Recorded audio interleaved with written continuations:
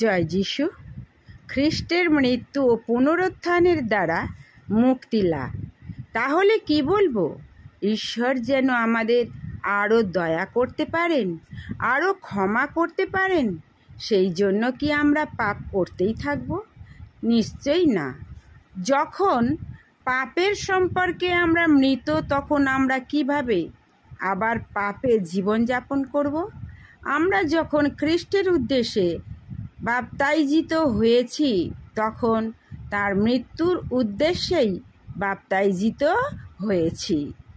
খ্রিস্ট আমাদের জন্য মরেছেন, আর সেই উদ্দেশ্য বাপ্তাইজিত হওয়াতে তার সঙ্গে আমাদের পুরনো পাপ প্রবৃত্তির কবর হয়ে গেছে। কিন্তু পিতা ঈশ্বর তার মহিমায় খ্রিস্ট যিশুকে পুনরুজ্জীবিত করেছেন, যেন আমরা এক নতুন জীবন যাপন করি। তার মৃত্যুতে যদি আমরা তার সঙ্গে সংযুক্ত হয়েছি, তখন আমরা তার পুনরুত্থানেও ভাগী হব। তিনি যেমন পুনরুত্থিত হয়েছেন, আমরাও তেমনি পুনরুত্থিত হব।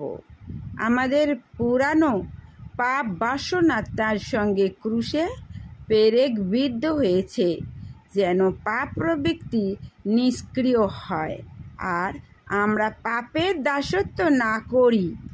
আমাদের পাপ প্রবৃত্তি যখন মরে গেছে, তখন পাপের সমস্ত প্রলোভন ও ক্ষমতা থেকে আমরা মুক্ত হয়েছি।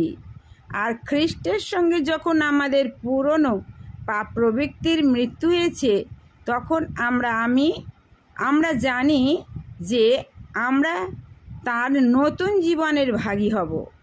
মৃতদের মধ্যে থেকে খ্রিস্ট উঠেছেন। তিনি আর মরবেন না।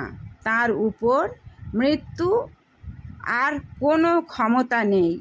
পাপের শক্তি বিনাশ করতে তিনি সকলের জন্য একবারই মৃত্যু ভোগ করলেন, আর এখন তিনি চিরজীবী হয়ে ঈশ্বরের সঙ্গে অবিচ্ছেদ্য সহভাগিতায় আছেন। জয় যিশু। তোমাদের সবাইকে ভালো থেকো, সুস্থ থেকো। ভালো লাগলে সাবস্ক্রাইব, কমেন্ট এবং শেয়ার করো। জয় যিশু।